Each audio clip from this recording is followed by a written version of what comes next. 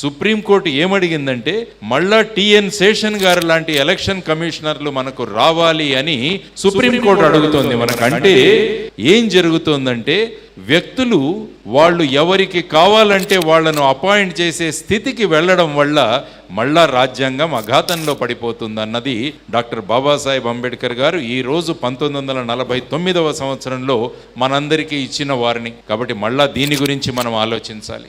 3వ వార్నింగ్ ఆయన ఇచ్చింది. ఆయన ఏమన్నారంటే సామాజిక ప్రజాస్వామ్యం లేకుండా కేవలం రాజకీయ ప్రజాస్వామ్యం వచ్చినంత మాత్రాన ఈ దేశం అభివృద్ధి చెందదు అని చెప్పారు ఆయన. అందువల్ల social democracy is very very important. ప్రజలలో ఉన్న అసమానతలు, ప్రజలలో ఉన్న భేదభావాలు, ఆస్తులలో ఉన్న భేదభావాలు వీటన్నిటినీ తగ్గిస్తే తప్ప రాష్ట్రం ఒక గొప్ప దేశంగా మారదు అని ఆయన చెప్పారు. కాబట్టి దీన్ని గురించి కూడా మనం ఆలోచించాలి. కాబట్టి ఈ 25 నవంబర్ రోజున డాక్టర్ బాబాసాహెబ్ అంబేద్కర్ గారు ఇచ్చిన ఈ 3 వార్నింగ్స్ ఏవైతే ఉన్నాయో ఆ స్పీచ్ మీకు ఇంటర్నెట్ లో దొరుకుతుంది. దాన్ని ఒకసారి కాపీ చేసుకోండి, దాన్ని ఒకసారి ప్రింట్ తీసుకోండి. తీసుకొని ప్రస్తుతం దేశంలో జరుగుతున్న విధి విధానాల కోసం మీరు అన్వయించుకోండి అని, అందుకనే ఈ రోజు ఆ విషయం గురించి ఉల్లేఖించి ముందుకు వెళదామన్న ఒక సంకల్పనతో మీ ముందుకు రావడం జరిగింది.